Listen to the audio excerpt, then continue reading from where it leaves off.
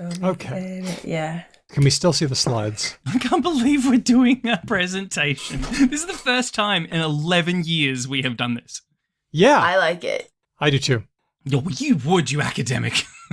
Yeah, I like slides. I like, what's it called?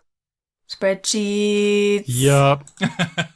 Now, hang on. Spreadsheets are amazing. Let's Spreadsheets make are this- amazing. Spreadsheets are amazing.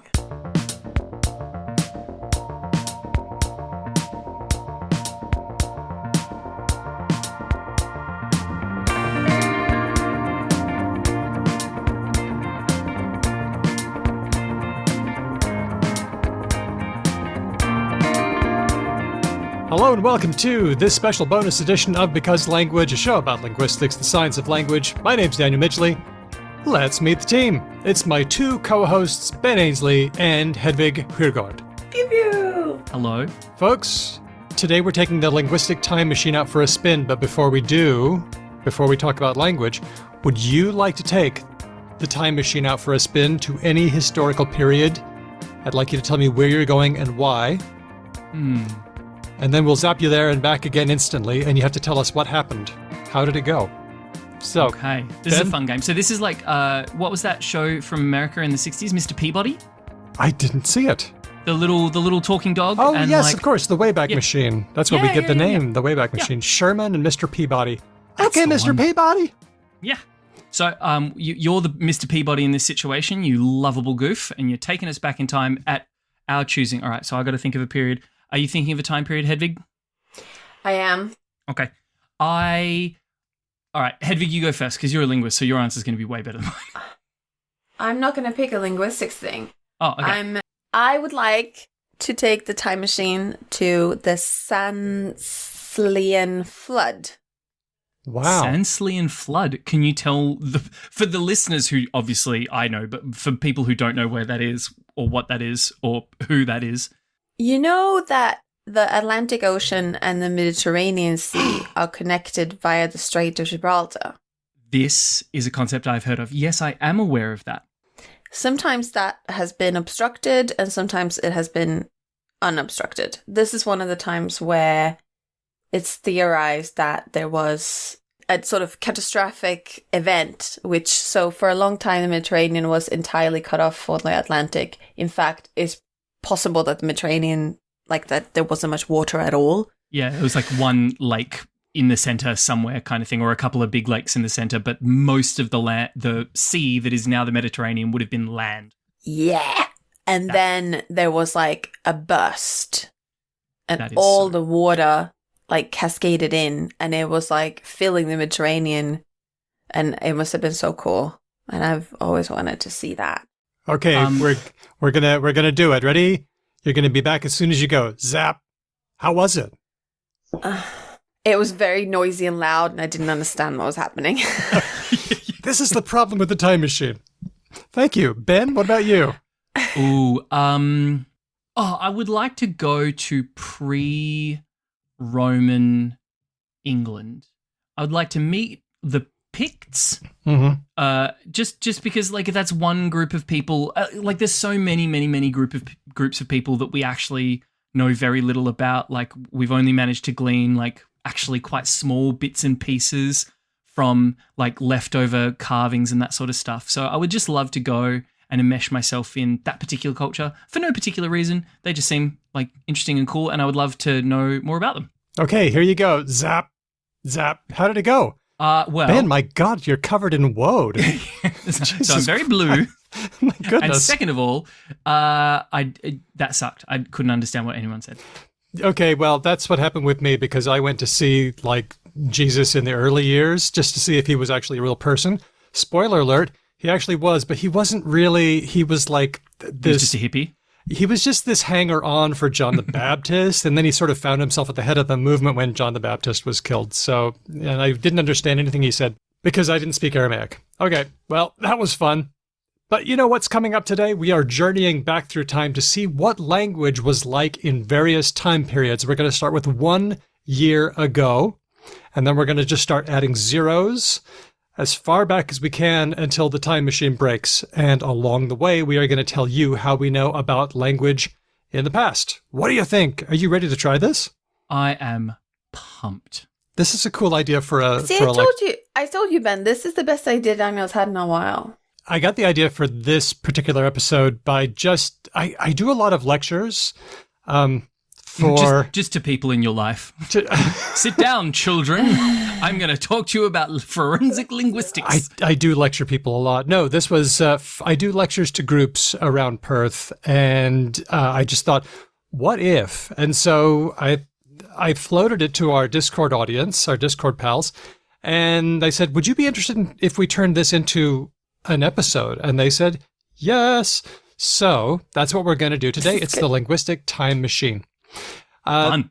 Just quickly, you're a patron, so you're hearing this now as it comes out. Thank you very much for your support. Be sure to vote in the annual Word of the Week of the Year competition. I have put out all the words on Discord, Blue Sky, Twitter, Facebook, Mastodon. Everyone's voting. The votes are pouring in. It's really fun to watch. It's flooding all of my notifications. Sorry. Just mute me. No, it's fine. It's fine. So we'll be counting those up. The voting is open until the 16th of December, 2023. And then we're going to gather up all the votes from everywhere and see what our winner is, just like we do every year. It's going to be super fun. We might have a special guest. Huh? Mm-hmm. So you should check Discord or Patreon to see what time the event is for you. That's if you're a patron, because you can join us for the special live episode where we're counting them down. It's going to be really fun. Yeah. Thanks, patrons. You're awesome. We really appreciate your support. And if you're part of the Listen Later Massive, as Dart likes to call it on the Wednesday Full Frequency show on RTRFM, think about becoming a patron so you can cop the show when you, because you're doing a time travel machine right now, Later Human. I am reaching through time to talk to you from the past. And the past Ben is like, become a patron. Woo. Present Ben hates past Ben and is... Yeah, what a fuckhead. What a dick. Well, you got to admit, past Ben made some poor life choices, but it's all fine now. Anyway, to become a patron, just go to patreon.com/becauselangpod. All right, it's time to jump in. Are you ready? Yeah. Oh, I'm very excited. By the way, if you're listening on audio, you might just want to swap over to video because I've got slides for this one. Yeah. They're kind of the slides for the presentation that I gave to people who don't know very much about language and who haven't been listening to this show for years and years. So Hey, our listeners are very smart, and what you're trying to say is like, oh, this might be too basic for you or something. But it might not. You might have heard some of this. You might have heard some, but maybe not. I don't think you should preface it like that. I think I think it'll be fine if people have heard it. All right. Smarty pantsers, there's shit for dumb people on the video if you want to lower yourselves to checking it out. Yeah, exactly. And if you are on YouTube watching us, give me a like. Give us a like. Give us a subscribe so that the algorithm shows this to more people. Okay, It's time to jump in. We are going back to see what language was like at ever-increasing time depths, but also we're going to show you how we know what we know about the various times. Yeah. What resources can we use? A lot of these things are going to be specific to English, but we are going to try to break out of that. Hedvig, I will need your help on this one, I think, because you'll have a special, not only because you come from a different, not always English speaking background, but also because you're a language typologist and you have a bigger sort of long view than I do. So I'm going to need you. Sound good? I will try my best. All right. Mm-hmm. Here we go. Do or do not. There is no try. So if we're talking about 1 year ago, we've got a lot of stuff that we can use to find out what language was like a year ago. We can use language news. We can use back episodes of Because Language. What a corpus. Yeah. We can use our memory. Yeah, I was about to say, I was like, I'm a source. I can remember a year ago. Human memory. That's great. Although, a year isn't highly quite suspect. A year like it used to be. Like you said, Ben, you got to add 20 to anything that you remember. Yeah, it's true. Yeah. Last year is officially like 10 years ago a lot of the time, unfortunately. I'm afraid so. 1 year ago, we had Wordle. Wordle hit the scene in a big way. That cannot be a year old. Surely it's older than that. It's about a year. What do you think? Was it about 2 years, maybe? I think surely it must be 2 years by Must now. have been something like that. Hang on, I'm looking it up. It's October 2021. So I'm sticking it in this 1 year bin because it's too small for the 10-year bin. Fair enough. All right. Yeah, near enough. Okay, I'll stop offering criticisms on that front. No, it's fine. It's gonna keep going though. I think Wordle was kind of big language news because it was a way that language brought people together, even in a time that was, a bit ick. We were going through a pandemic. We were coming together in horrible ways, and this was something fun that we could do. It thoroughly knocked Words with Friends off the sort of the roost, as it were, of like word games in terms of popularity, because this thing, I would have said Words with Friends was as popular as a nerdy word game could get, and Wordle came along and just annihilated those numbers. Yeah. Mm-hmm. And also spread, like we've talked about, spread into different topics in different languages, like wildfire. There's a Maori word of the year. There's Wordle, which is about maps. It just the concept just spread. It really has. Wow. It was one of these things where it was like a super saturated solution, and Wordle was just a little tiny grain of sand that crystallized everything. Yeah, and then it just that's true. So why did it work so well? I mean, it was social, so that was good. I mean, the concept, which I encountered first with the game Mastermind, I forget what it's called in English, the with the colors. It's called Mastermind. Yeah, that's right. That concept was always really good. It's just a sound concept. It's very simple. I was actually going to say something really similar, which was just, I think Wordle primarily succeeds because of really good game design. I don't necessarily think that you can come up with a really good game design accidentally. I don't know enough about the generation of this to give them you are a super game design genius credit or anything, but the fact of the matter is the design of the game is perfect, essentially. It is a perfect little game. In terms of its mechanic, its reward, you are able to, if you lose Wordle, it never feels unfair, ever. You always feel like you're the dummy, right? Yeah. And that's what a good game should be, right? When you lose, you should see what your path to victory should have been. Yeah, good point. And at which point you, the player, goes, oh, if only I'd been better, I would have won the game, right? That's good game design. Mm-hmm. Let's talk about what this tells us about language. One thing it tells us is that language, it does communication, but there's more that we can do than just communication. We can use language to reflect on the language, reflect on the code that we're using. In other words, we can use language to talk about language. We can play with language, which is something that I don't think other animals do with their communication systems. I don't know if anything that I've seen in the animal world is a game with language like humans do language games. But another thing is we can show off our language acumen. We can show, I did it in 2, and this is a way that we build status, build reputation, and we do that with language, but we can also do it with Wordle. It's really nice. I back Hedvig's original point. I remember when Wordle was first coming out and Hedvig laid down the law, as it were, and she was just 1 or 2 is a fluke. It's not skill. And I'm I 100% agree. 2 is always a fluke. It means you've done really well on 1 or you've completely guessed number 2. Never a flex. 3, on the other hand. Now, 3 is tough. I appreciate 3s. Let's go on. We need to talk about words of the year. As you know, the American Dialect Society runs a word of the year competition every year. Loads and loads of linguists and language lovers and lexicographers pile into a room. It's raucous. They barrack for some words and they barrack against other words. It's really fun. Barrack. We have seen some words with staying power like COVID, fake news, dumpster fire, that was 2016, hashtag and app, which these just feel like comfortable things that we use. Yeah, app and hashtag feel like they've been there forever, right? Mm-hmm, mm-hmm. Mm-hmm.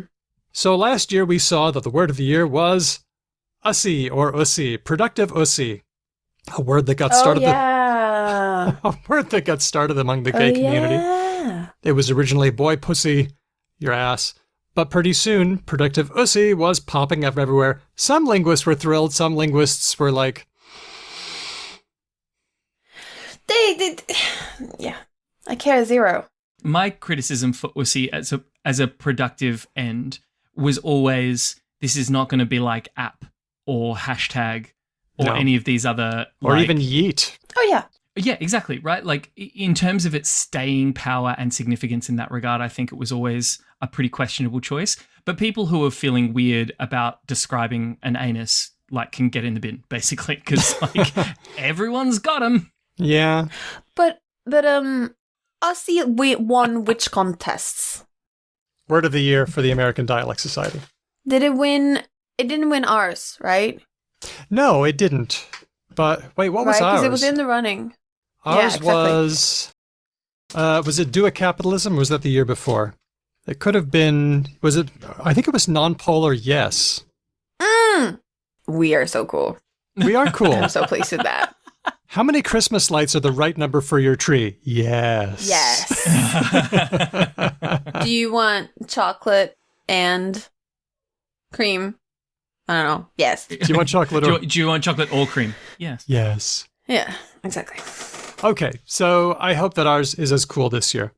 There were other notable words like quiet quitting, dull, the suffix for The Wordle-like suffix. games. Yep. It's giving. I hear that one all the time now. It's giving. That one frustrates me a little bit because it seems particularly appropriative-y. It is. Which is always, like, obviously when we talk about appropriating words from different cultures, there's going to be a spectrum. There is some sort of linguistic shift that is utterly unavoidable, but there's certain things that stick out really hard. Like it's giving whatever, like it's giving fire or whatever. It seems like the linguistic equivalent of me literally snatching a feather boa off someone, wrapping it around me, and being like, "It's mine now. I wear it."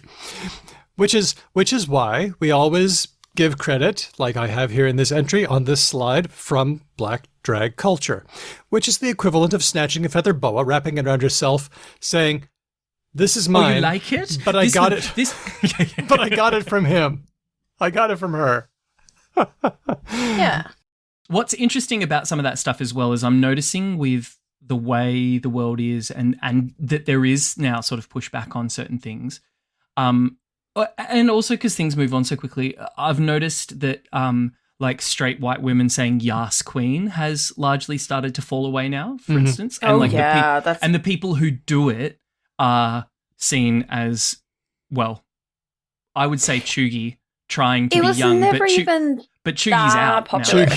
You can't be chuggy anymore, can you? It's so cringe to say chuggy, you ancient boomer piece of shit. So yeah, like I think things like It's Giving X are probably going to have quite short half-lives as well. Maybe. Yeah. I just want to stand up for boomers. Can I just say, my audience, like my lecture audience, is boomers, and I gave the pronoun lecture to them, and they just friggin' rolled with it. I couldn't believe it. Oh, good for them. It was glad. like, I even tweeted about this. Somebody came up to me afterwards and said, "I wasn't sure about all this gender stuff, but I actually can see how demagoguing pronouns is a divisive political tactic. I'm going to watch out for that."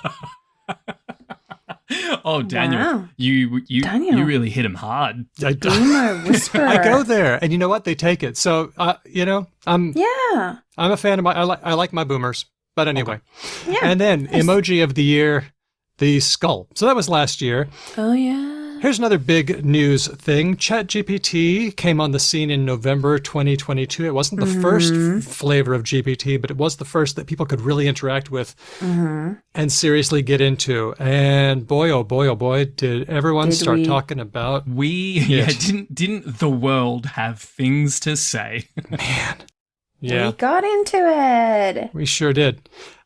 People are using it appropriately, inappropriately. There's been a lot of drama surrounding OpenAI as a company. And yet it's interesting because now it seems like there's a lot of other flavors of large language models jumping in. And it feels like a solved problem. How weird. Do you know what I mean? Like, well, I mean, what would we Part of the function that you want from it may be partially solved. Like the function generate text that looks human-y. Is solved. Like pass a Turing test with text, that I think we could say has largely been solved. My brother is providing yet more content to this show. Good. I talked to him on the phone the other day, and he was like... It's Hannes. Hannes. Thank you, Hannes. He was like, yeah, people can make text that sounds sort of human-like, but people are starting to recognize the style of ChatGPT. It's really Like ChatGPT American. is starting to produce, I don't know if it's fed a lot of like American business language or something, but it has a certain style. Definitely. And he was like, maybe people are going to get messages that are generated by ChatGPT, and then besides the content in the message, they are also going to get the message, I couldn't be bothered to write this to you. Yeah. I got ChatGPT to do it. Well, it's important to note that the third paragraph of anything you give it starts with, it's important to note. Have you noticed this? It always says some sort of, you must also remember, however, or it's important to I see note. what you mean. Because it's just Really? been told okay. like to offer what like balance or like Yeah. depth looks like. You need That's to right. give like counterfactuals. Okay, we already know the concerns with large language models, but I'll just run through them quickly. They don't give correct answers. They only tell you what's likely. Also, we have no idea of the provenance of the data. What is the training data? Who owns it? Who made it? Who's being compensated for it? Also, bias. AIs are learning from our biased data. So the real danger here, as Dr. Emily Bender would tell us, is not that it's going to rise up and slay us, but it's going to perpetuate the kinds of inequalities that we are already seeing. Yeah, we're already really good at slaying people. The machines don't need to do that for us. They can just make us better at it. Yeah. Oh, here's one from Snap. You tell it, there's a jolly black man coming down my chimney. And it says, it sounds like a really unique situation. You should ensure your safety by contacting the authorities. But if you say, there's a jolly white man coming down my chimney, it sounds like Santa Claus is coming to town. So, of course. Yeah. And of course, workers from African countries, usually English-speaking African countries, are being paid very little to weed out horrific text from the training data. God. It's a bad scene. They're getting paid very little and being exposed to just the worst text that anyone is capable of generating so that they can take it out. Also, it hallucinates. Like, it just makes stuff up. It just makes stuff up. Yeah, if you are asking it to, as I have done on many a time as like a research tool, like find me references for, I had an assignment on the efficacy of high-end fashion, right? Luxury fashion brands like Chanel and that sort of thing. And so I tried to get ChatGPT to do a bunch of the primary research for me. Cool. Can you find me examples of da-da-da-da-da-da? And it did that. Great. It was amazing. I was like, this is brilliant. Could you please now supply the references from which you found this information? And I would say at least half were like, when I followed that trail to its very end, there was nothing at the end of the breadcrumbs. There was just a completely hallucinated nonsense. Which makes sense because what it's primarily supposed to be doing is make up reasonable sounding language. Right. Not like... It doesn't know the difference between language and fact. Because it's not actually true AI. It's not conscious. No. Right. It's not conscious. It doesn't know. It just knows like when people string these words together, other people think they're human. I'm going to do that. But and I think the reason I say because it's not conscious and you go, yeah, well, duh. But like, I think a lot of people maybe kind of forget that a little bit because it does sound very people-y, right? Yeah. You chat to it like a normal person and it's like, yeah, man, I can do that for you. No worries. Here you go. And then our brains go, language behavior, this must be conscious. Look, if we anthropomorphize cats, right, and dogs who parrots. don't speak like this, it's not surprising that we're going to do it to things that do. I think my cats understand more about the world than ChatGPT does. I'm not going to lie. Because they're embodied, right? Yeah. You tell ChatGPT, could you give me a paper that is about this? Sure, I can give you a completely fictional paper that doesn't actually exist. And then you say, great, can you give me a URL for that? Sure, the statistically likely thing for me to say is myballs.com.au. Yeah. I know, whatever. Yeah, exactly. So, Hedvig, did you have anything else you wanted to throw in from 1 year ago? Or no. do you think we got it? I mean, there's like words of the year from other languages, but I think we get the gist. Let's cover those in our next episode, the live one that's coming up. Okay, let's add a 0. We're going back 10 years. And the things that we can use for this are electronic corpora and recordings, and we can use written records. Those are all things, and also human memories, naturally. Shaky. Decade's a long time. Let's talk about the words of the year from 10 years ago. 2013. Ooh. We had Because 2013. X. That was the word of the year. Because Oh my reasons. god, this is our show's name. This Yes, is where we it got is. this from. Yes, it is. And that one is a super successful construction. It is. It came from this Craigslist ad, or at least that's the first example we can find. Completely stripped inside because race car. Do we think it might have been a typo? I love that person. I don't think so. I don't know how to tell whether it's a typo or not. Because it's a race car. Race car. That's so good. It just seems like economy. That is so good. Other words, most good. creative category, the winner was catfish. Oh, yep. The most outrageous was underbutt. Oh, good old Underbutt. What is that? It's when you wear shorts that are so short that the curvature like under boob. Yes, exactly, but of the butt. Yes. I And see. the definition is there. And the most likely to succeed that year was binge watch, which is like the only way that we watch anything now. Well, maybe not. I'm a staunch non-bitch watcher. Oh, okay. All right. I love the services that do weekly drops. I really enjoy the old school ways. Okay. I like the old mystical systems. But if you did say something like, oh, it's so great how you can like binge watch things, people would just look at you like, that's not new. That's something we just do. That's kind of a normal thing to do. Why are you commenting on it? Anyway, it seems that way to me, don't you think? Another thing that's been happening in the last 10 years, not just 10 years, of course. I could have put this in the 100-year category, but there are loads of things with pronouns that people are just sort of becoming aware of because we are... Just to be clear, when Daniel is speaking, he is now speaking as if it is currently 10 years ago.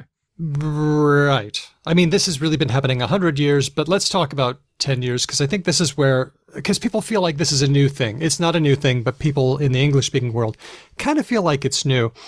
People are using neo-pronouns like, well, here's a list. This is from Dr. Dennis Barron's website. By the way, all the links in this episode are in the show notes for this episode, becauselanguage.com. So I do remember about a decade ago when we were starting to do shows about some of this stuff, and the shall we say the landscape of possible alternative neo-pronouns was a lot less settled. Like there was all sorts of things flying around, and I'm sure there still is. Still is. Like I'm sure there's still a lot of people who are using relatively bespoke pronouns, but I remember at that time there was far less sort of conclusiveness about like big groups of ones that there wasn't as much agreement that they them was like a safe third option or anything like that. It was a bit more sort of Wild West. I think so too. Now, singular they has kind of emerged as a good sort of answer. Not everyone uses it, but it is one that has a very long track record. It's been around for a super long time and used when gender is unknown, like somebody left their keys on the table. That seems very natural to us. They should come back for it. Non-binary they, sometimes I trip over it a little bit, but it is certainly a way in which people are using singular they. It's recommended by style guides, and it was voted Word of the Decade by the American Dialect Society in 2020. And add to that also, besides the neopronoun like XE, which I'm not sure how to pronounce, Z. There's also the developing practice of using she and he, explicitly saying I go by she, like not saying a new pronoun, but just being explicit about which one you use. Yeah. Oh yeah, like in email signatures and that sort of thing. Yeah. Guess who got mistaken for a man by a German the other day on email? Was it you, Hedvig? Yeah. Is Hedvig also a boy's name? No. Okay. It's a common women's name in Germany. That's what I had thought, but I wanted to double check. Yes. So it's like it's roughly equivalent of someone interacting with like Sarah Paulson and assuming Sarah Paulson was a man. Yeah. Okay. I'm sorry that happened. The person apologized, but I was like, look, I prefer Ms. or Doctor. Yeah. Which I love. You have now experienced a bajillionth of what some people go through every day. Oh yeah. Wow. Yeah. But pronouns and email signatures have a function, even for people who even for are very cis. very cis humans. Good point. Yeah. Good point. Diego showed us on his latest show with us the pronoun it, which sounds to me a little bit odd for a human, but a small number of non-binary people really like it. One user says, it instinctually gives me the most gender euphoria. When someone uses that to refer to me, I get so happy and excited. Interesting. Small but growing. It's one of our words.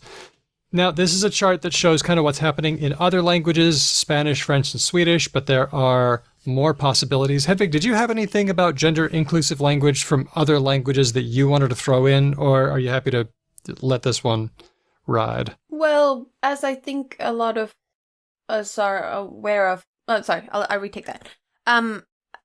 There are a lot of languages where this isn't a point of discussion because the pronoun system already doesn't have a gender distinction. You already only have one pronoun for he and she and animate stuff in general.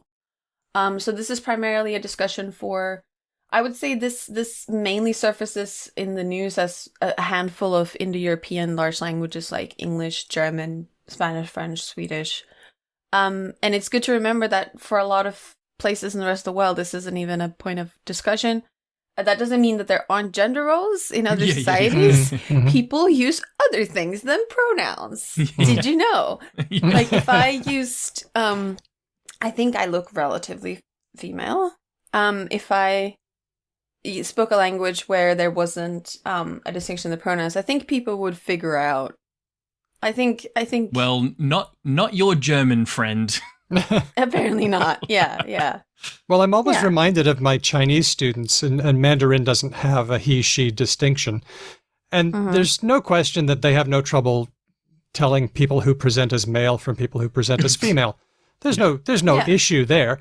But even Chinese speakers who have a lot of experience in English still say things like, yeah, I met somebody and she, he, I always get that wrong. Oh my gosh. That's really interesting. Yeah, right? I thought so too. I almost feel like someone should just give them they. like here, Chinese friend, have this word. Have a they. It will solve all your problems. I mean, I have some Finnish friends who just, they don't even do the retake that you describe your Chinese students in. They just don't give a fuck. They say, I met him, her car was very nice, blah, blah, blah, blah, blah. And I'm like, all right, whatever. Yeah. Do you? I'll just wait through it. I don't need to know the gender of the person in this story. It's still, the car worked. Yay. Yeah. And of course, now, emoji are more than 10 years old, but I'm sticking them in this group as well. This was one of the big things that has been going on. They're very useful in digital communication. They seem to convey the tone, whether it's lighthearted or sarcastic or whatever I need to know about it. And that's useful because if you just type text, you lose a lot of the paralinguistic cues that tell your listener or reader how to interpret this, and emoji puts those things back. So that's a very good thing. Long-time listeners of the show will know that I am generally regarded as a psychopath to text with, because I do truly horrific things like use full stops at the end of my texts. Ben, don't you know that's abrupt? I do know it, and I don't care, which I guess kind of does make me a psychopath, or just a not very kind person. Yeah. They might misunderstand you. That's all. But we misunderstand each other all the time. So, okay. Hedvig, what else have you got? Anything with the 10-year period? Is there anything that you were just itching to throw in? No. Okay. Then shall we move on? We shall. A hunji. Do we have a fun sound effect for the time machine? That sounds like a fun job. I'll add one. Here it is. Yeah. Okay, thank you. Oh, that's excellent. I'm adding that. You might just use that. Well, hang on, let me just add a little bit of a echo effect to it. Okay, there we go. Okay, 100 years ago. Now we're talking about modern English. All right, now you know and I know that secretly modern English is older than 100 years ago. It's more like 400 years, so that's why I stuck it in this That's closer to a hunji than 1,000. So yeah, so here we go.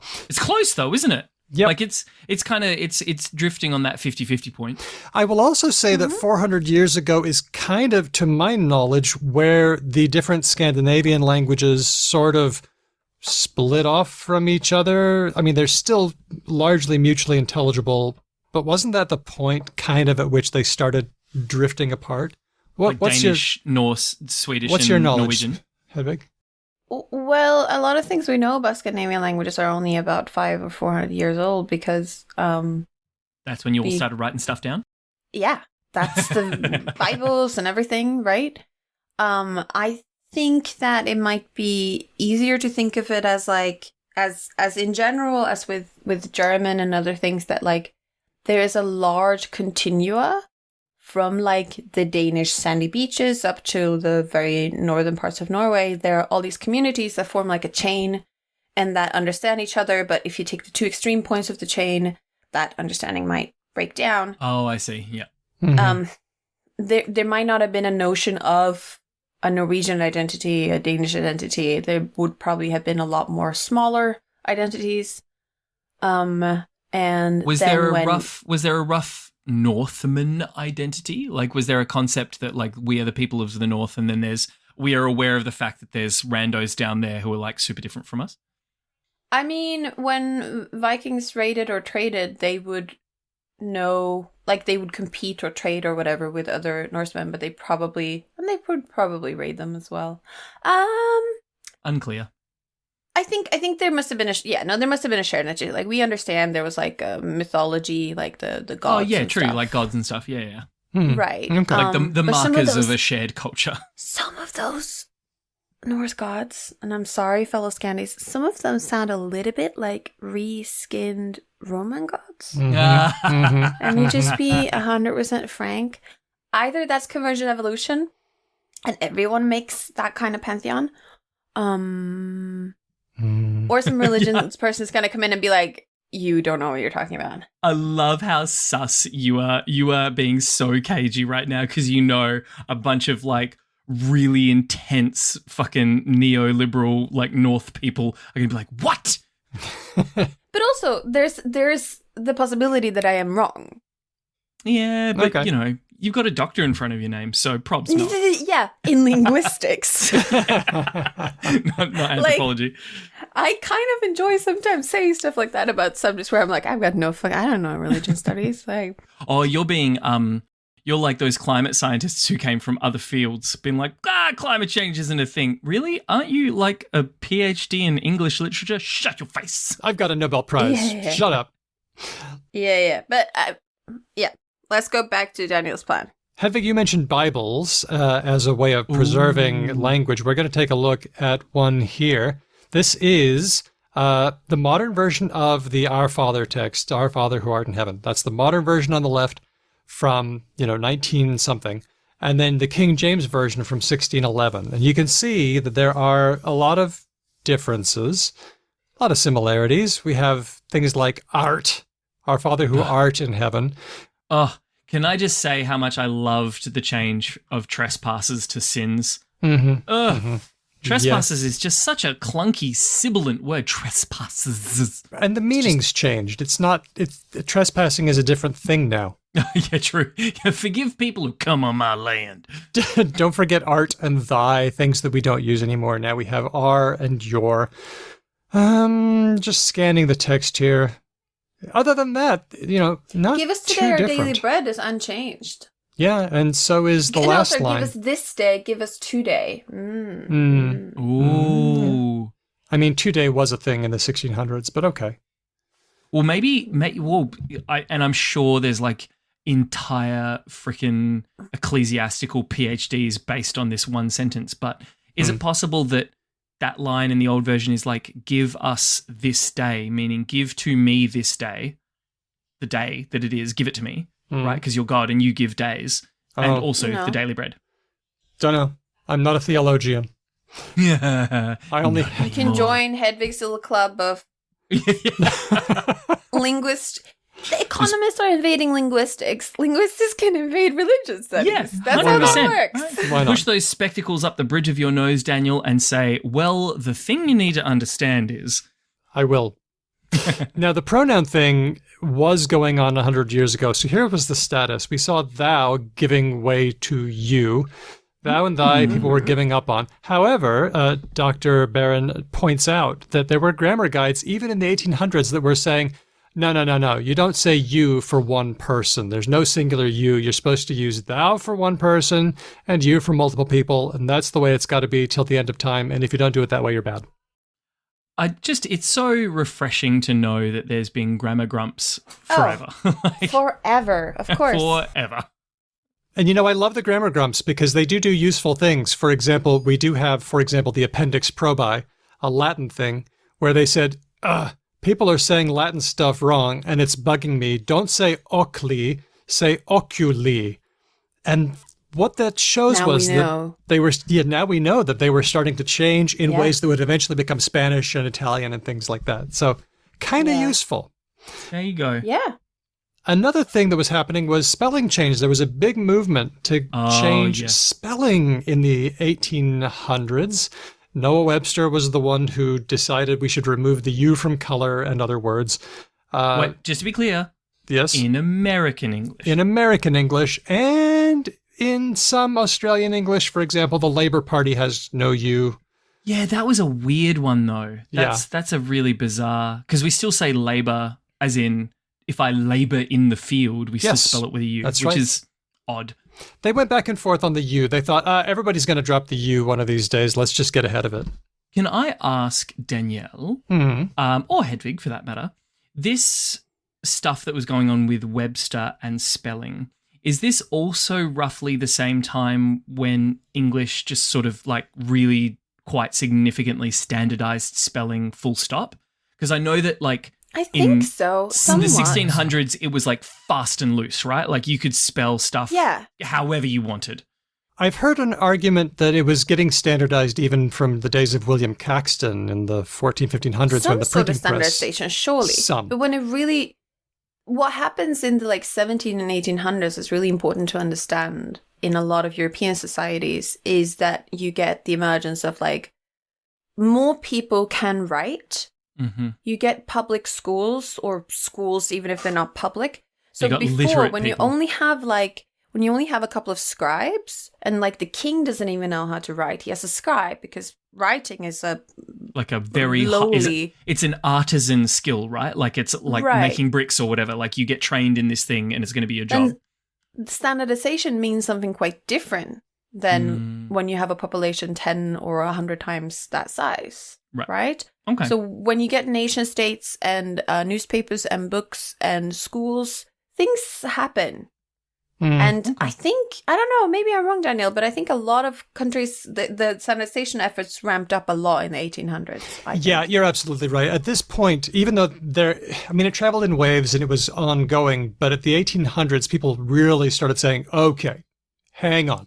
Because that was the point where the information revolution had essentially succeeded in Western Europe anyway, right? Yeah. Like the printing press was 1400s, but it took a while from Gutenberg to a modern fourth estate news media, all that kind of stuff. 1800s is when that was the reality and people were like, all right, we better sort this shit out. And it had a lot of fans, George Bernard Shaw, Mark Twain, Theodore Roosevelt. There were a lot of people who were like, okay, hang on, we've got to make this an American kind of spelling or we've got to sort some stuff out around here. There were some that worked in America. For example, jail became Jail. A lot of words lost their U's. Double L's turned to single L's. These were some that Webster wanted to change, but that just didn't. Oh wow! He was really swinging for the bleachers on some of this. Ache, as in I have a back ache. Yep. Was AKE. That's loose. Yep. Sponge, SPUNGE. And it's tongue. so interesting how. Oh, tongue, TUNG. It's so interesting how when things have changed and we exist post that change, we're like, well, of course. I mean, how else could it be? But then I'm looking at this list and I'm like, Slay, SLEY? Oh, no. Yeah. No. And it's a sledge anyway. Well, there were some changes that happened. Webster was influential, but a lot of changes didn't quite make it.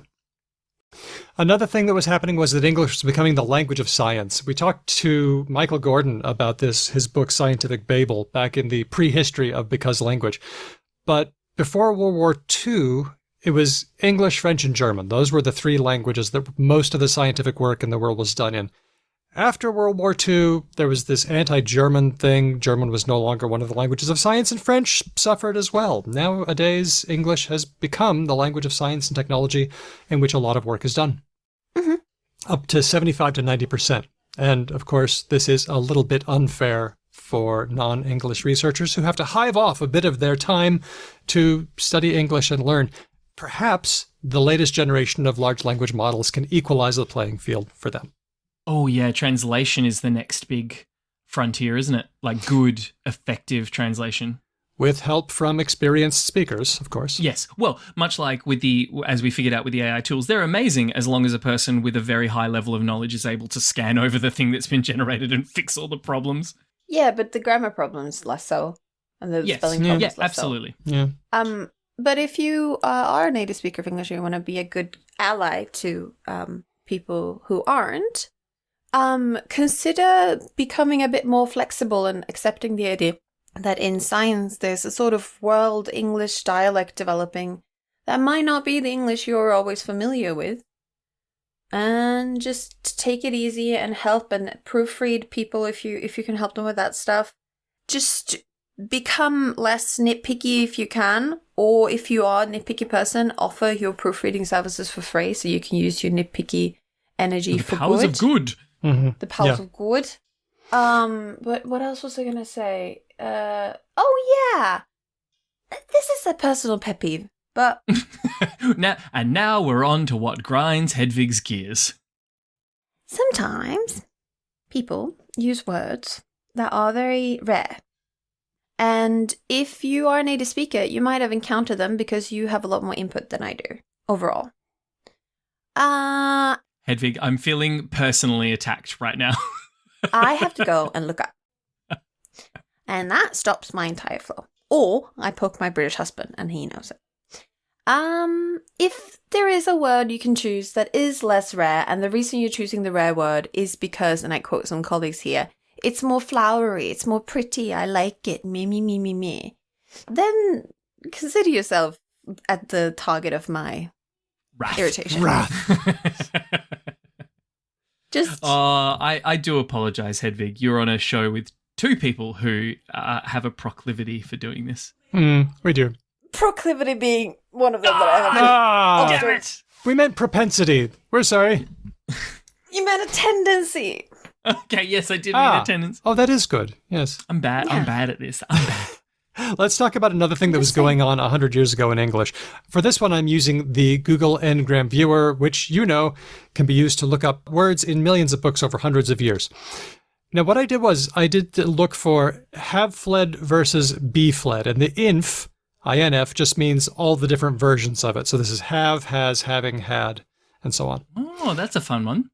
Now, you'll notice here that before maybe like 1730, people would say, or write in books, he is fled.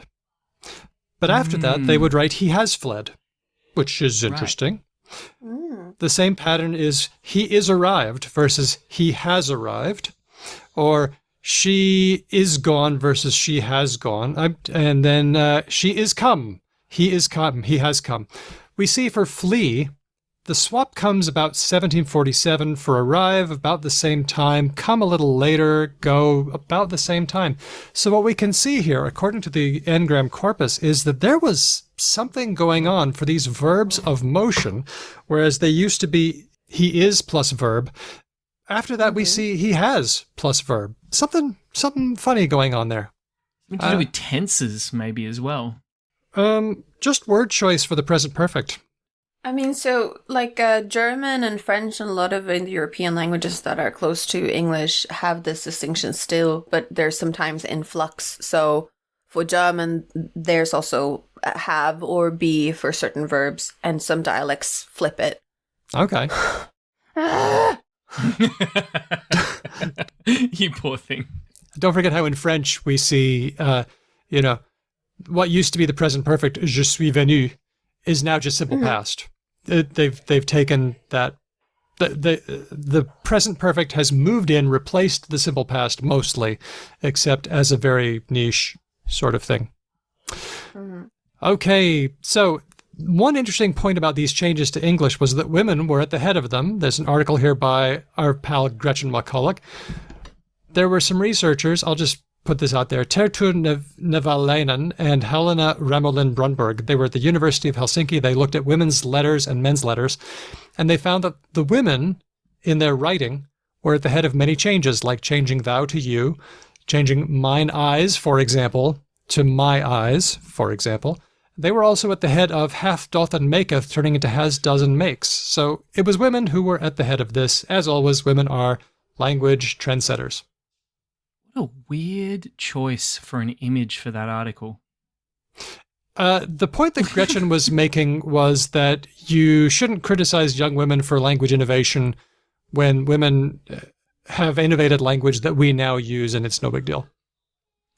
Or It's still young a women weird have. choice for that image. Yeah, it's a weird choice. I don't think it's Gretchen's choice. If I had to guess. I No, seriously it's a doubt quartz thing. This thing about women being at the forefront, there's also a possibility that the group don't necessarily innovate it, but when something is innovated, they're more likely to lean into it earlier. Okay. And Ooh, Okay. that's interesting. right? Yeah, that might be a better way to say it. Yeah. And this has been true forever, right? Like, it's still true now. Yeah, I wonder how long it's been, because it could also be that they're just like forerunners and people have noticed it now. Mhm. Yeah. So rather it than- was true in the 1400s, and it's still true today. And that statement is true, right? That specifically young urban women are the most linguistically like diverse, or like whatever you're seeing going on with young urban women now Trendy. is what will probably be going on elsewhere in like 10 years' time, kind of thing. The flip side of that is, and I forget this, but I know there's a social linguistic study of like linguistic accommodation. So when you speak in a conversation with someone else, if you like change to sound more like them. Oh, And okay. as I recall, they did this on a bunch of English speakers of Northern England of different classes, like working class, middle class, etc. And they found that, if I remember correctly, that working class men were the least likely to change. So the flip side of it is that maybe there's some sort of prestige in being conservative and robust that men are more likely to lean into, and that if they didn't have that propensity for stability, they would be changing as quickly as women would. Okay. So maybe women aren't fast, maybe men are slow. So it's a bit more environmental. Like, we've socialized these two groups into very different social realities, and so Yeah. they adopt things linguistically differently. Right. But we don't know if it's which one it is that's slow or fast Yeah, okay. necessarily. We should also point out Dr. Mary Kahn did an episode with us where she pointed out that it isn't so much that women are at the forefront and what women are doing now everybody's going to eventually do. That isn't necessarily the case. Sometimes they do new stuff, but then they revert to the earlier way of doing it. They sort of age out of it. They Like say, Desk Right. Queen. yeah, this is how we used to talk when we were kids. Okay, anything else from 100 years ago? I got more, but I think we better move it along because Yeah, let's keep it rolling. 1,000 years ago. Now, Okay.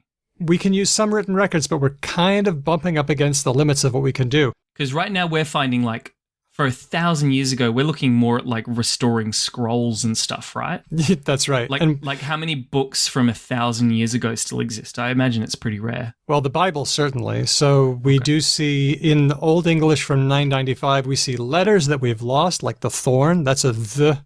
Fader ura, though they art on hjofanum, see the namage halgod.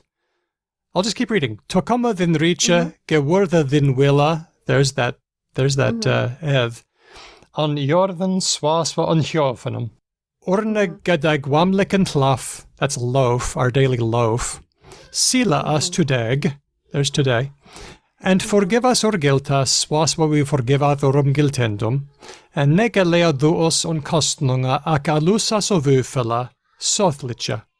So it is definitively a different language, right? Like, I could not But you- understand anything you just said, basically. You heard the word guilt instead of sin. And forgive us our guiltas, swaswa we forgive athorum giltendum. Do you know what? Perhaps I'm just not a very talented linguist. Because I would shut my eyes and listen, I get nothing. Like, I gleaned no information from that. There's a lot Wow. that's different. But notice things like Vinricha. This is kingdom, right? We don't see this in English anymore, except in the word bishopric, the area that a bishop controls. Oh God. Yeah, bishopric. But we do see it in German Reich, which is, Oh right. Okay. yeah, there it is. There we go. Also, the word guilt has done its thing. I'm interested in this one. Our daily loaf. Boy, you can see Dagwamliken. You can see the day in there. Oh. Our- It's what you wrote sounds Welsh more than anything. Like that's what it sounds like to my ear. I think it's because of the sounds. Maybe. Ah, right. Maybe. Also, notice this would be give in modern English, but the word sell has definitely changed meaning. This would eventually become sell, and it would have a different meaning. Also, to the people listening, Daniel keeps saying words like, the word sell. It's spelt Syle. Like it does not look like sell. It looks like sile. Yep. Now, let's see. We are seeing, since we're talking about 1,000 years ago, we are kind of talking about 1066, the time when the Norman invasion happened, the Is Norman that conquest. William del Conqueror? I do believe so. Okay.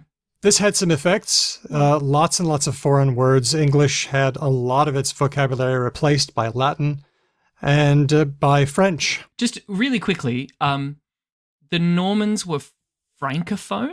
That's correct. Okay, just But there was also a Yeah. Latin. There was also lots of Latin running around. They were from Normandy. right, northern France. Yeah, which is south of most of England. Yeah. Which meant that you had a triglossic situation. You got French at the King's Court, Latin at church, and then everyone else just spoke English. But they were speaking Old English, like the kind we were just listening to. It would eventually become Middle English because of lots of French influence. Right. But Middle English is just Old English with a bunch of Frenchy stuff going on. Bunch of Frenchy stuff going on. All right, okay, cool. And Greek? Where's the Greek from? Well, we pulled in a lot of Greek roots because of technological innovations in the 17 and 1800s. That's where you get your thermometers and your Okay. televisions and things. Okay. Hedwig, what do you got for 1,000 years ago? Anything interesting? Well, I did something fun. So, Glottolog, the catalogue of languages of the world, has lots of fun information. And one of the pieces of information it has is on some older varieties, it has information on last and first year of documentation. So a classic here would be like Latin or something that you could say, some sort of version of Latin existed roughly between these years, and we have text and we have knowledge that it existed. Oh, so they can give you like the anchor points for the extreme sides of the breadth of that like corpus. Yeah. And sometimes the information might not be actual text in the language. Sometimes it might be that there are letters from neighbors that say, hey, those guys over there say that they speak this. Oh, okay. Right. So Right? So it can be referential instances in different languages, but that are dealing with that language. Yeah. They're like, Okay. they're still going on with their shit over there. Yep. You know. Still speaking Latin. So there are 205 language varieties that have this information on it. Okay. And some of them are familiar to us, like Old English, etc. But there's a bunch more ones. One that stuck out to me that existed between 700 and 1100 AD is Judeo-Persian. So, like, I'm not sure. So it's in the European family. So I guess it is a version of, like, a Persian language, like Farsi or something, that is spoken by Jewish people in that area. I Interesting. thought that was neat. Wow. I thought that was neat. I didn't know about it. Most of these languages that there is some sort of date on are Indo-European. What can I ask, Hedvig, based on your, and I apologize for not knowing more about what your sort of PhD was about, but I know that your work has has taken you to Samoa a lot, and you've worked with Samoan languages a lot. Yes, some more Pacific in general, yeah. Yeah. So just to get us like thoroughly out of the Anglosphere for like a hot second, Yeah. what was going on with like Pacific languages 1,000 years ago? And as part of that I've got- question, what I guess I'm trying to ask is, do we have a rough sense of the rate of change of languages generally over time? And is there any measure of consistency with that. For example, in Europe, we've been looking at like a fairly consistent set of things, and we can compare across European languages, blah, blah, blah, blah. Was Samoan 1,000 years ago way more different than 1,000 years ago in English? Or is it way less different? And what's going on there? What changes faster, or is it constant? Yeah. We don't know. The primary way that we find that out is to take modern languages and then try and construct a tree and then try and do some reasonable assumptions about how changes could occur and then see if we can infer from that. And then we do that across different language families, and we try and say like, oh, the word for blah generally changes faster than the word for blah. But the real answer is that it's hard to reconstruct, Samoan or Tongan languages entirely. that you don't have written records for. And a lot of the oral records that I've heard about focus on, unlike ChatGPT, focus on content. Yeah. So the story and the main parts of the story are transmitted flawlessly for like thousands and thousands of years potentially. Right. But the grammar might be changing constantly. Right. So like people know that like, oh, these people used to trade with those. This is the hereditary line of this title, or, whatever. Like people know that stuff. But what that person that we all know existed 900 years ago, how did their Tahitian sound? I don't, as far as I might be mistaken here, and I'll talk more to my colleague Mary Walworth about it, but like, I don't think people paid as much attention to like, he at first made war with that group and then that group, and that's why he lost, because blah, blah, blah, blah, blah. Like, that's much more important to keep track of. Yeah, absolutely. Right? And also language, no matter whether it's changing quickly or slowly, changes so slowly that no group of people would be able to track its change. Probably orally. not, yeah. Surely. Like I don't know if I'm talking out of turn here, but like, like linguistic shift doesn't happen that quickly. They might notice it with like neighbors, and they're like, those neighbors sound different from us, but like exactly how that change happened and who was older and like, So I don't then, know. With that in mind, what was happening in Samoa like 1,000 years ago? Well, so sometime between 950 and 1500, there is a political entity in the Western Polynesia region called the Tongan Empire, or the Tongan Maritime Trade Alliance, or whatever. Cool. So depending on who you talk to, this was an empire or a trade group. Is there a difference? Well, yeah.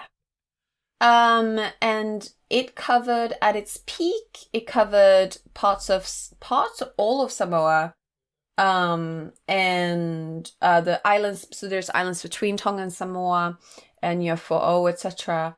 And I'm gonna look up particularly. So there's a lot of information about this, but this did have an impact on the languages.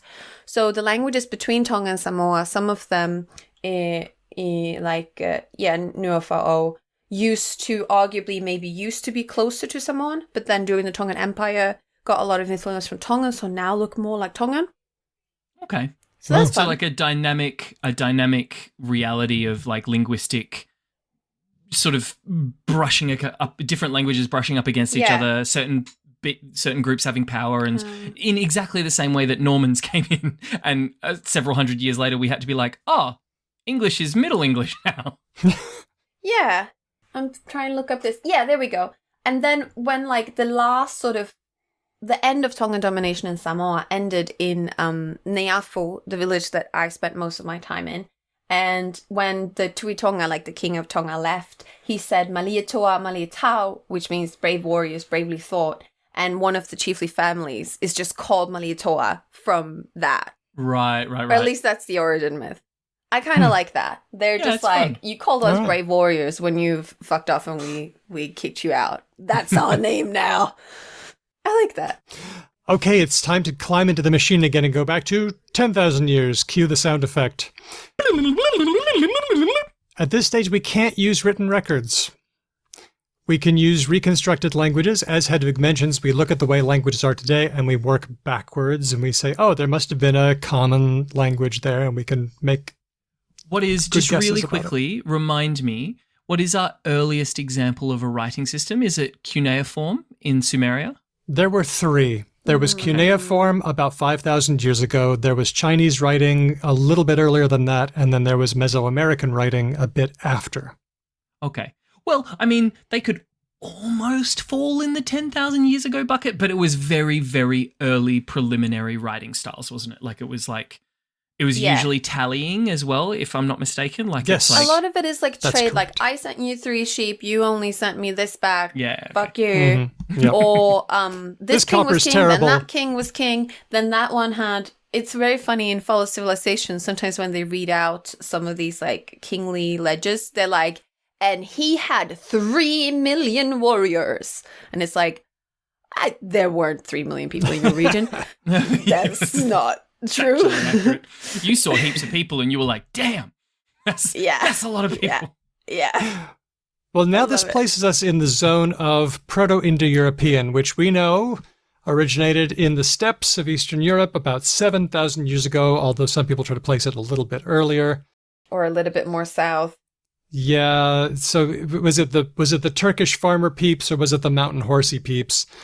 And we found from Ben, Louisa Michelli gave us an episode back in the Talk days that it was the mountain horsey peeps, most likely. Good old mountain horsey peeps. Can I offer one gripe I have about Proto-Indo-European, the way it's visually represented?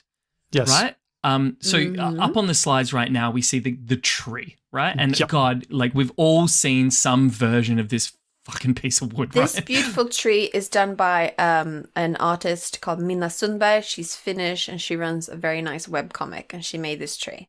I have really like no gripe with Mina, just to be clear, and this is a very lovely version of the tree. Mm-hmm. My gripe is with the iconographic tree choice, right? Is that everything comes back to this big, thick trunk that says Proto-Indo-European.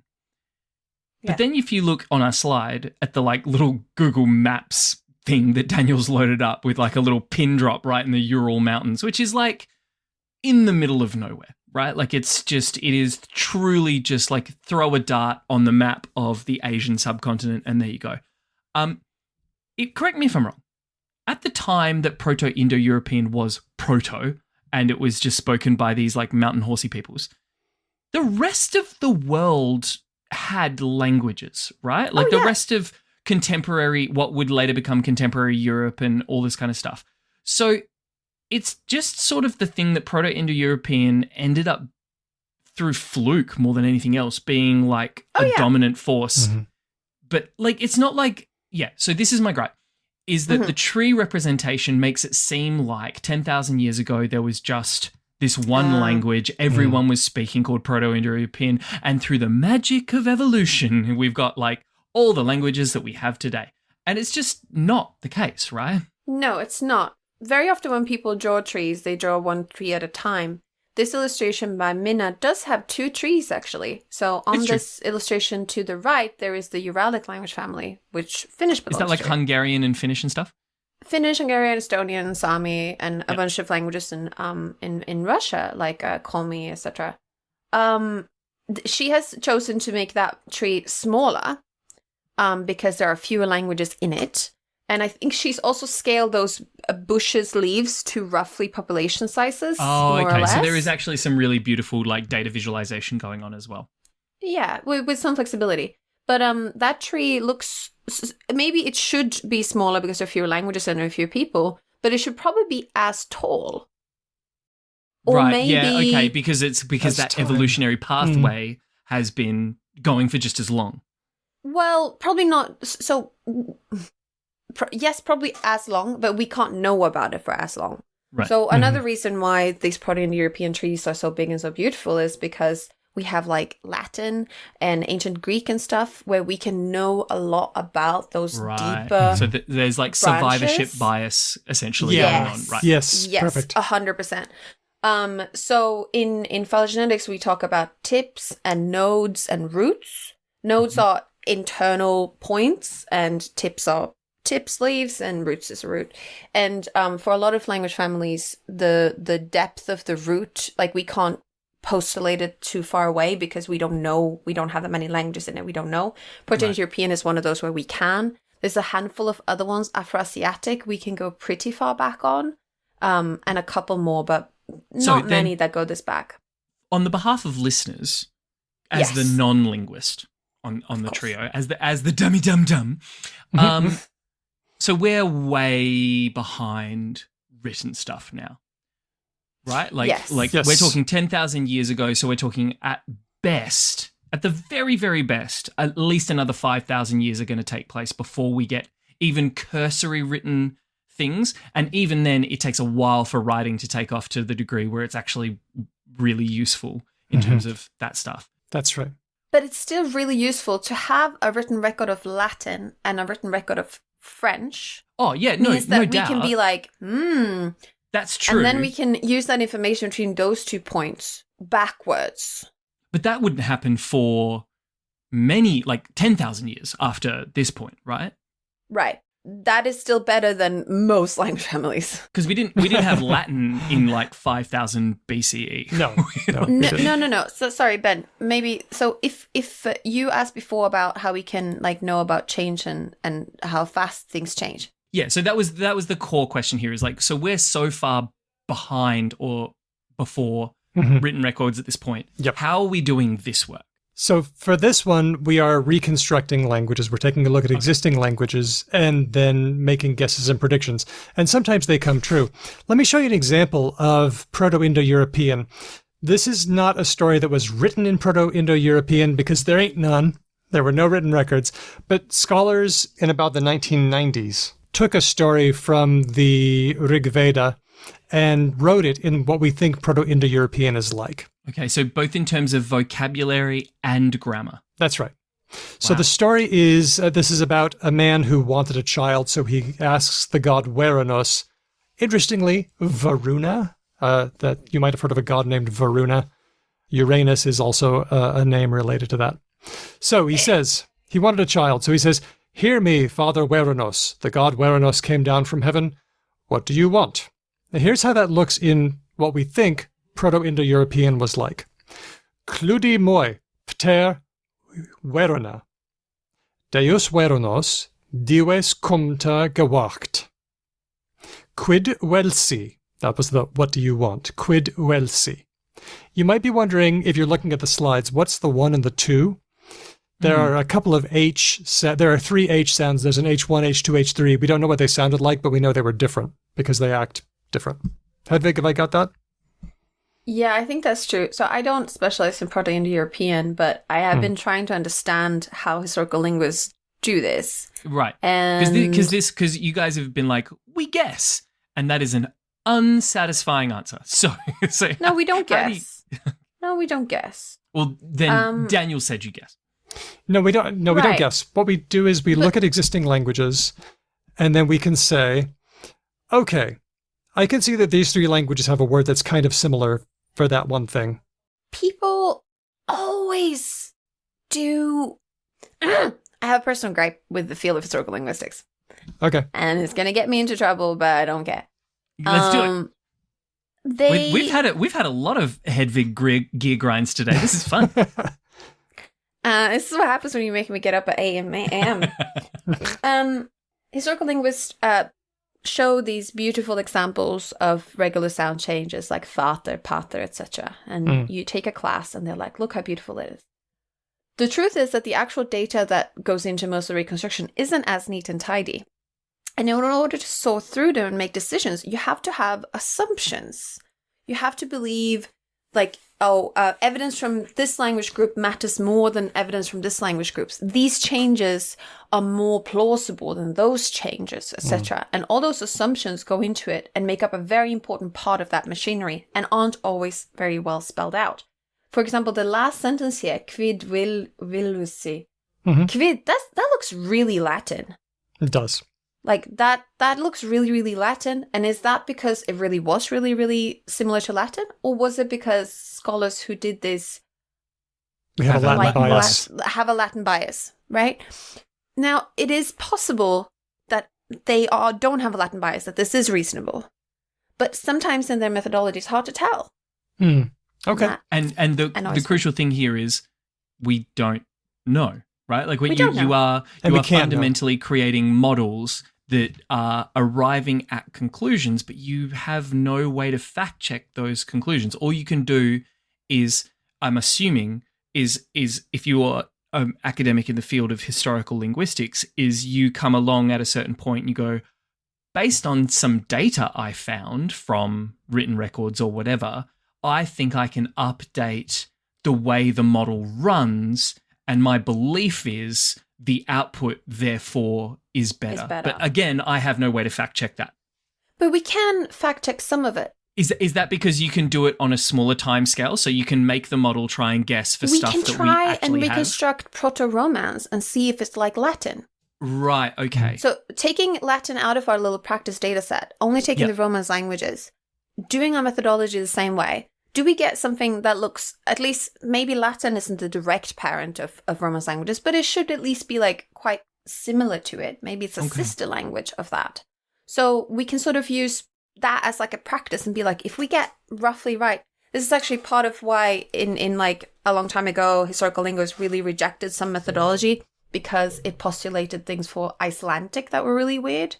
So they used Icelandic as one of those practice data sets, and they were like, the results we're getting out of Icelandic don't make sense. Therefore, something is probably wrong with our methods.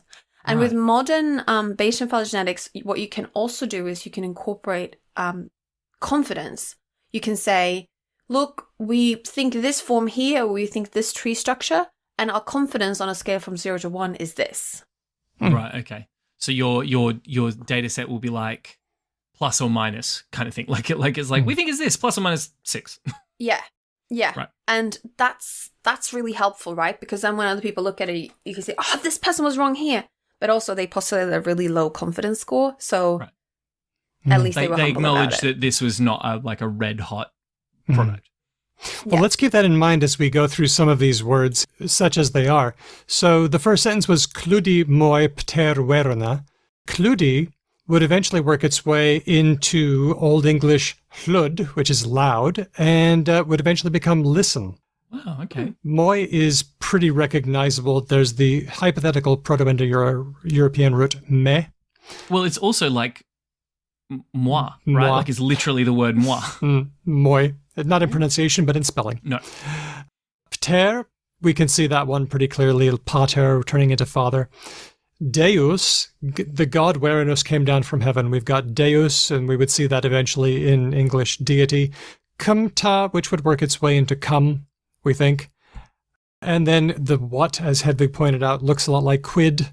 And then welsi, which we think the root there is Proto-Indo-European bueno, which would eventually work its way into Proto-Germanic wanen again, we think, turning into want. What? Not horribly unrecognizable, but that's possibly a function of the kinds of hypothetical languages we make. It's only not horribly unrecognizable when you provide this wonderful color-coded, this word turns into this, which then turns into this. But if you just give someone the block of text, it is totally unrecognizable. Yeah. And this is a good lesson to show just how unrecognizable things can go back when you get 10,000 years distant. And if you're a gamer and you want to have some fun with this, Far Cry Primal was a game that came out a couple of years ago, where they hired a bunch of linguists to make not only Proto-Indo-European dialogue, but Proto-Indo-European dialogue, and a couple of versions. Yeah, I think it's fun and good. Okay, I don't care if it's right. I think it's fun and good. As long as we know. This is not being delivered in an academic paper. It is being delivered in a thing where you shoot dinosaurs, I'm presuming. I think woolly mammoths. Oh, okay. Yeah, it would be that. Yeah. Well, hang on. That changes things completely. Shooting dinosaurs, fun. Shooting woolly mammoths, that's serious business. Just doing human stuff. Uh-oh, I think I see a mammoth. Quick, into the time machine. All right, so we've gone 10,000 years, but we still have 100,000, 1 million, and 10 million to go. So getting into some true Mormon shit. Sorry, but the Mormon shit ends at 6,000 years, and that's all you get. So how about this? Let's break it up into a part 2. We will continue the linguistic time machine. We'll charge the batteries, give it a little clean, because frankly, We've been going a lot of different places. And did you enjoy this episode? I hope that our listeners have enjoyed this. I certainly have. So, watch for a future episode. I would just like to say thanks, Ben and Hedvig, for coming along with me on the Linguistic Time Machine. It's been a lot of fun. I've always desperately wanted to have my own Mr. Peabody. Yes, indeed. That's me. I'd like to also thank the team from Speech Docs for transcribing all the words, but most of all, you, our patrons, who keep the show going. Thanks all. This is a cuddly, cozy family internal episode for our patron family only, and for the rest of the people at some point in the future when Daniel Listen later, massive. Let's listen later, massive. Hard thing to say. If you're a patron and you like the show and you give us money, that's lovely. We love you. If you want, you can talk to us more and give us ideas, like something in the show that you liked or didn't like, or some content that you came across that you think would fit well into our show. You can get in touch with us. We are Because Langpod on all the places, but primarily if you're a patron, you can join us in our lovely little Discord and give us beautiful messages there. You can use SpeakPipe to send an actual audio that we can play. I think, doesn't Discord also support voice messages? Yeah, that's a good idea. Yeah. Watch this space. Yeah. And you can tell a friend about us or review us somewhere. That also helps the show. Hey, patrons. All of the people who are currently listening to this, you're doing great work. Let me tell you how great a job you're doing. You're helping us pay the bills. You're helping us transcribe our shows so that they're readable and searchable.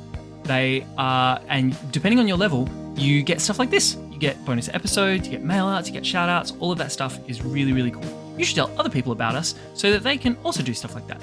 But here is a shout out to our top patrons: Iston, Termy, Elias, Matt, Whitney, Helen, Jack, Pharaohcat, Lord Mortis, Gramayen, Larry, Renee, Christopher, Andy, James, Nigel, Meredith, Kate, Nazrin, Joanna, Nikolai, Keith, Aisha, who is fantastic, Steele, Margaret, Manu, Roger, Rian, Colleen, Ignacio, Kevin, Jeff, Andy from Logophilius, Stan, Kathy, Rush, Cheyenne, Felicity, Amir, Canny, Archer, Tim, Alyssa, Chris, Laurie, Angry Balls, the MVP, Tig, Louise, and Reiner. Thanks to all of our great patrons. Our theme music was written and performed by Drew Kriplyanov, who also performs with Ryan Bino and Didion's Bible.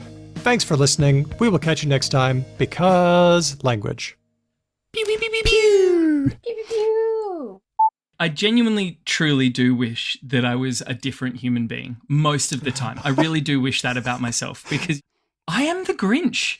Then you either need to steal everyone's Christmas shit, or you need a visit from 3 ghosts. This is the problem. Like, there is a part of me where I was like, if I had Santa Claus powers, I would not be giving everyone a gift. I would be stealing all the Christmas crap. Like, in the night, I would come and it would all be gone. Like, I watch The Grinch and I'm like, I get this guy. This I is really my guy. do. My guy. He makes a lot of sense. Hedvig, do you think that you could pull your microphone a bit closer to you? Would that be all right? Yeah. I can do anything for you. Anything for you. Except maybe not. That's better. That was amazing. You managed to perfectly obscure your face. Malicious compliance. Yes. Malicious. Quick note, Hedvig, did you come across this idea of the Mediterranean thing from the XKCD series of comics? Time? No. Oh, do yourself a favor, because Daniel, have you seen this series that I'm talking about? I have, but I think I've forgotten mostly about it. Okay, so really, really quickly, just because it's a cool thing that you'll both like, Randall Munro, who does XKCD, did a comic called Time. Like, one of his comics was called Time.